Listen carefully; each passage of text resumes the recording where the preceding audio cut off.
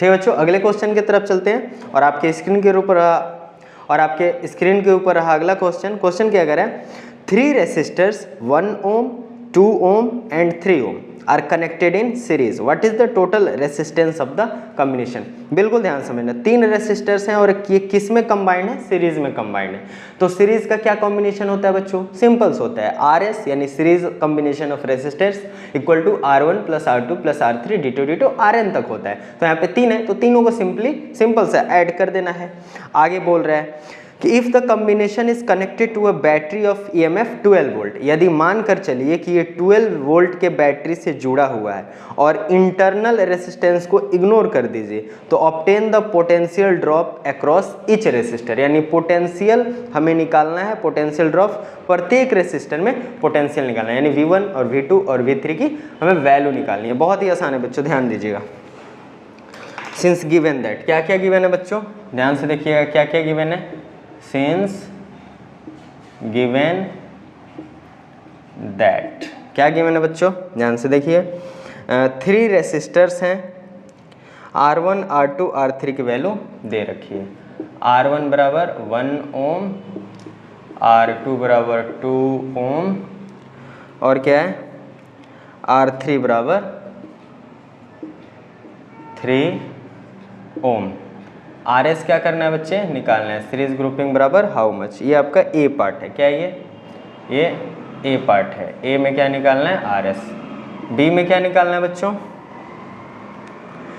If the combination is connected to a battery of EMF, इसमें E दे रखा है 12 वोल्ट, कितना दे रखा है 12 वोल्ट, ठीक है। इंटरनल रेसिस्टेंस,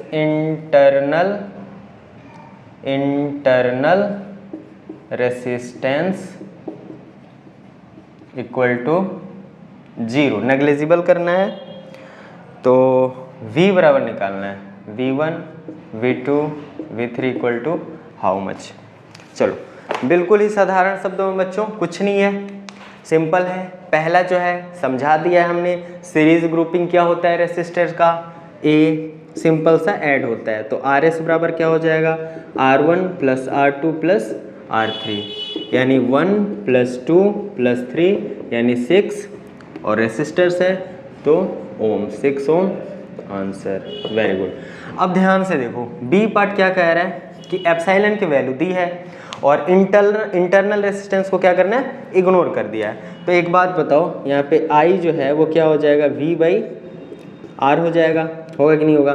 तो यहाँ से यदि हम बात करें V, तो यहाँ पे V क्या है, पोटेंशियल ही है। तो यहाँ पे हम I बराबर जैसे पहला क्वेश्चन सॉल्व किया तो एप्सिलॉन/R लिख सकते हैं। तो अब एक बात बताओ, एप्सिलॉन यहाँ पे निकल गया, एप्सिलॉन गिवन है, I की वैल्यू क्या हो जाएगी बताओ, एप्सिलॉन कितना है 12 और ये R की वैल्यू कितनी आई 6, यानी कितना आ गया 2 एम्पियर, ठीक है। I की वैल्यू कितनी आ गई 2 एम्पियर। और हमने पढ़ा है, क्या पढ़ा है, जो करंट होता है डायरेक्टली प्रोपोर्शनल होता है पोटेंशियल के।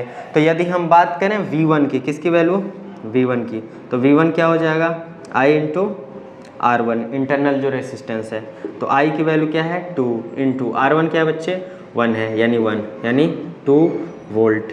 V2 की बात करो तो I इंटू R2 यानी 2 इंटू कितना है 2 यानी 4 वोल्ट। V3 की बात करो तो I इंटू R3 बराबर 2 इंटू 3 यानी 6 वोल्ट। तो ये आपका आंसर हो गया और ये आपका आंसर है। समझ में आ रहा है बच्चों, कोई दिक्कत नहीं है ना, बिल्कुल सही है, कोई दिक्कत नहीं होनी चाहिए, बिल्कुल साधारण है, इसमें कुछ समझना है आपको, कोई दिक्कत होनी ही नहीं चाहिए। सीरीज निकालना था, रेसिस्टर का सीरीज कॉम्बिनेशन, डिटो फलाना ठिकाना चिलाना। हाँ, इसमें बी पार्ट में कुछ हो सकता है कि सर ये समझ में नहीं आ रहा है, तो कुछ समझना नहीं है बच्चों, साधारण शब्दों में, ठीक है बच्चों। तो इसमें कुछ समझने वाली बात है नहीं, इसमें क्या करना है, जो हमारा है एप्सिलॉन की वैल्यू दे रखा है, EMF टोटल दे रखा है और इंटरनल रेसिस्टेंस को क्या करना है, इग्नोर करना है। तो जो हमारा करंट होता है वो क्या होता है, टोटल पोटेंशियल अपन टोटल रेसिस्टेंस। तो टोटल पोटेंशियल 12 है, टोटल रेसिस्टेंस 6 है। तो चूंकि यहाँ पे टोटल पता है तो I की वैल्यू हमारा आ गया 2 एम्पियर।